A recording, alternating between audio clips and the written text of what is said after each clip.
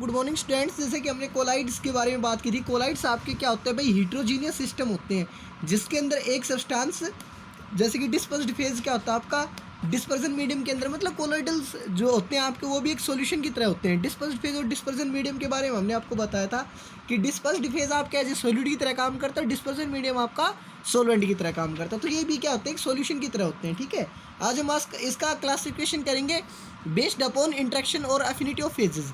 तो अगर एफिनिटी के बारे में बात करें तो आपके जो कोलॉइड्स होते हैं इनका क्लासिफिकेशन के अंदर दो पार्ट्स हो जाते हैं, लायोफिलिक, एक तो क्या हो जाता है आपका लायोफिलिक, और दूसरा क्या हो जाता है आपका लायोफोबिक हो जाता है। ठीक है, लायोफोबिक हो जाता है। देखिए फिलिक का मीन्स क्या होता है आपका लविंग, फिलिक का मीन्स क्या होता है लविंग, और फोबिक का मीन्स क्या होता है हेट, फोबिक का मीन्स क्या होता है आपका हेट।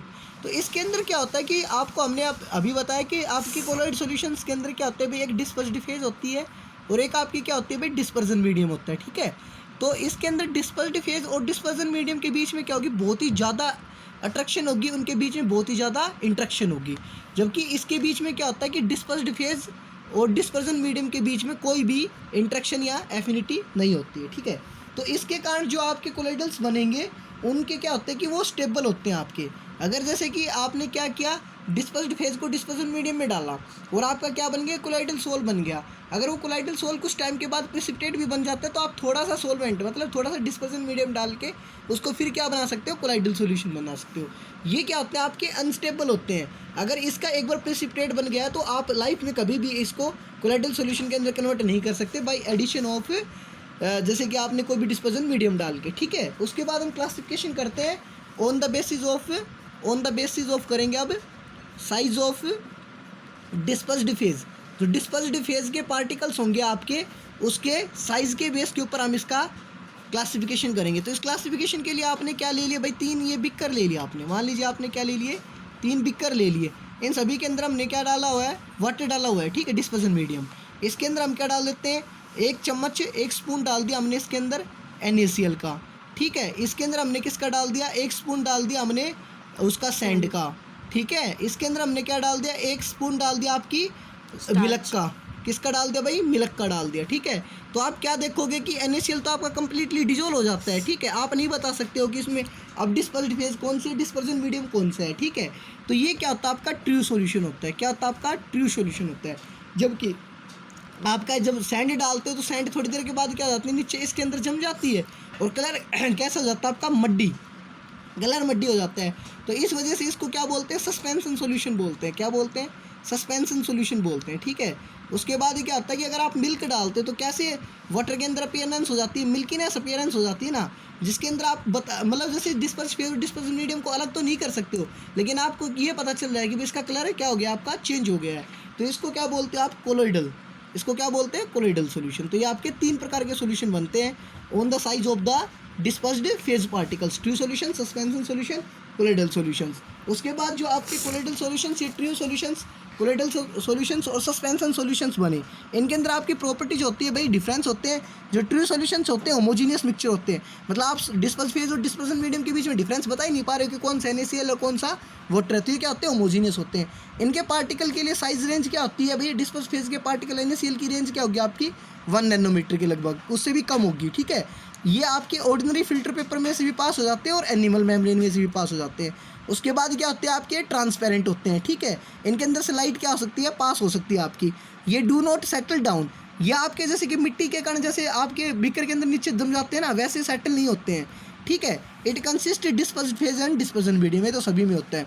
उसके बाद क्या होता है, कोलोइडल सॉल्यूशन। कोलोइडल सॉल्यूशन क्या होता, कैसा होता है आपका, हीट्रोजीनियस होता है। कोलोइडल के अंदर आपको पता चल रहा था ना भाई, कहीं मिल्क आपका और कहाँ वाटर है।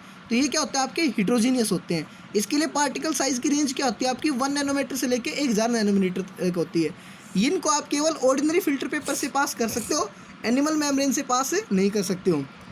उसके बाद क्या होते हैं, ट्रांसल्यूशन होते हैं। ठीक है, उसके बाद scattering of light takes place कर सकती है। जब आप इनके अंदर से लाइट को पास करते हो तो वो लाइट आपकी स्प्लिट हो जाती है। ठीक है, और आपको क्या दिखाई देता है, पाथ ऑफ लाइट दिखाई देता है। तो इसके अंदर से स्कैटरिंग ऑफ लाइट पॉसिबल होती है कोलाइडल सॉल्यूशंस के अंदर से। डू नॉट सेटल्ड डाउन, और आपने देखा मिल्क डाला तो मिल्क आपका नीचे थोड़ी ना जमा बिकर के अंदर, वो तो आपका क्या हो गया था, मिक्सा हो गया था आपका मिल्क। उसके बाद it consist disperse phase and dispersion medium में, तो नॉर्मल सी बात होती है। सस्पेंशन क्या होता है आपके कि हिट्रोजीनियस होते हैं। सस्पेंशन आपको पता चलता है ना कि मिट्टी नीचे रहेगी, आपका वाटर अलग है, हिट्रोजीनियस है, डिफरेंट फेज आ रही है आपकी। उसके बाद पार्टिकल साइज का रेंज क्या होगा, ग्रेटर होगा देन 1000 नैनोमीटर से, और इनको आप ऑर्डिनरी फिल्टर पेपर से पास कर सकते हो और एनिमल मेम्ब्रेन से पास कर सकते हो। ये क्या होते हैं, ओपेक होते हैं, ठीक है। उसके बाद क्या होता है, लाइट कैन नॉट पास, इनके अंदर से लाइट पास नहीं हो सकती, जबकि आप इनके अंदर से लाइट को पास करोगे तो क्या होगा, उसकी शैडो अपीयर होगी। ओपेक का मतलब होता है कि जिसके अंदर से लाइट पास नहीं कर सकती है, ठीक है। सेटल डाउन, आपने देखा कि मिट्टी के कण आपके बिकर के अंदर क्या हो गए थे, नीचे जम गए थे। सोल्यूट एंड सोलवेंट ये प्रेजेंट होते हैं, आपको पता है। उसके बाद आप क्या आते हैं, classification of colloidal solutions on the basis of dispersed phase particles, ठीक है, कि आपका डिस्पर्स्ड फेज पार्टिकल्स वो कैसे हैं, उनके ऊपर हम क्लासिफिकेशन करते हैं। तो सबसे पहला क्लासिफिकेशन आता है आपका मल्टीमोलिकुलर कोलाइडल सॉल्यूशन। मल्टीमोलिकुलर, मल्टी मीन्स क्या हो गया, मैनी, आपके बहुत सारे क्या होंगे, पार्टिकल्स होंगे डिस्पर्स्ड फेज के, और वो सारे क्या करेंगे, जब आप उनको डिस्पर्सन मीडियम के अंदर डालोगे तो वो सारे जुड़ जाएंगे, और जुड़ के क्या बनाएंगे, एक बड़ा रेंज का पार्टिकल बनाएंगे, और उसकी साइज़ किसके बराबर हो जाएगा, लगभग कोलाइडल सॉल्यूशन की जो रेंज होती है ना उसके अंदर आ जाएगा। तो इनको क्या बोलते हैं, मल्टीमोलिकुलर कोलाइडल सॉल्यूशंस बोलते हैं। जैसे कि large number of smaller molecules of substance having diameter less than 1 nanometre, सभी का साइज़ क्या था, बहुत ही छोटा था, और वो सारे मॉलिक्यूल्स क्या कर रहे हैं, आपके एग्रीगेट कर रहे हैं। एग्रीगेट मतलब वो जुड़ रहे हैं, आपके जुड़ के क्या बनाते हैं, आपका एक बड़ा पार्टिकल बनाते हैं जिसका साइज़ क्या होता है, कोलाइडल रेंज के इक्वल होता है, मीन्स 1 नैनोमीटर से 1000 नैनोमीटर के बीच में होता है। उसको क्या बोलते हैं, मल्टीमोलिकुलर कोलाइड्स बोलते हैं। एग्जाम्पल के तौर पे आपका क्या हो गया, सल्फर सोल हो गया, गोल्ड सोल हो गया। उसके बाद आता है आपका macromolecular colloidal solution. Macromolecular colloidal solution क्या होता है भाई, मैक्रो नाम से पता चलता है, मैक्रो मीन्स बड़ा, आपका बड़ा होता है। जो आप डिस्पर्स्ड फेज मतलब इसके अंदर जो डिस्पर्स सॉलिड पार्टिकल ले रहे हो वो क्या आपका बहुत बड़ा पार्टिकल है। जब आप उसको क्या डालते हो, डिस्पर्सन मीडियम, जैसे वाटर के अंदर डालोगे आप, तो क्या होगा, वो टूट जाएगा, और टूट के किस रेंज में आ जाएगा, आपका कोलाइडल रेंज के अंदर आ जाता है। इसको क्या बोलते हैं, मैक्रोमोलिकुलर कोलाइडल सॉल्यूशंस बोलते हैं। जैसे कि एग्जांपल के तौर के ऊपर हो गया आपका प्रोटीन्स हो गए, सेल्यूलोज हो गए, एंजाइम्स हो गए, ठीक है। उसके बाद आता है क्या, एसोसिएटेड कोलाइड्स और मिसल्स। देखिए एसोसिएटेड कोलाइड्स क्या होते हैं, ऐसे सब्सटेंस होते हैं जो लो कंसंट्रेशन के ऊपर तो एक्ट करते हैं स्ट्रॉन्ग इलेक्ट्रोलाइट की तरह, जब इनकी कंसंट्रेशन क्या होती है कम, तो एक्ट करते हैं स्ट्रॉन्ग इलेक्ट्रोलाइट की तरह, और जब इनकी कंसंट्रेशन क्या हो जाती है, आपकी हाई कंसंट्रेशन हो जाती है, इनकी क्या हो जाती है, आपकी हाई कंसंट्रेशन हो जाती है, तो ये क्या करते हैं, पार्टिकल्स आपके एग्रीगेट करते हैं, जुड़ना स्टार्ट कर देते हैं, और किसकी फॉर्मेशन करते हैं, आपकी मिसल्स की फॉर्मेशन करते हैं, ठीक है। उसके बाद आता है आपका critical CMC, critical micelle concentration. ये वो कंसंट्रेशन होती है जिससे नीचे आपका मिसल्स की फॉर्मेशन नहीं हो सकती है। क्राफ्ट टेम्परेचर वो होता है कि कम से कम इतना टेम्परेचर तो आपके मिसल्स की फॉर्मेशन के लिए चाहिए। जैसे कि आपने मान लीजिए 1 चम्मच आपने क्या डाल दिया, डिटर्जेंट डाल दिया 20 लीटर पानी के अंदर, तो उसके अंदर मिसल्स की फॉर्मेशन नहीं होती, जाग नहीं बनते हैं। लेकिन जब आप थोड़ा सा और उसके अंदर डिटर्जेंट डाल देते हो तो आप क्या देखते हो कि उसके अंदर जाग्स की फॉर्मेशन होने लग जाती है। तो इसी वजह से वो किसके ऊपर डिपेंड करता है, क्रिटिकल मिसल कंसंट्रेशन के ऊपर, कि आपने जो मिसल्स के लिए जो कंसंट्रेशन डाली डिस्पर्स्ड फेज पार्टिकल की, वो आपने कितना डाला है, मतलब डिटर्जेंट आपने कितना डाला है किसके अंदर, डिस्पर्सन मीडियम लिक्विड के अंदर। Thank you, have a nice day.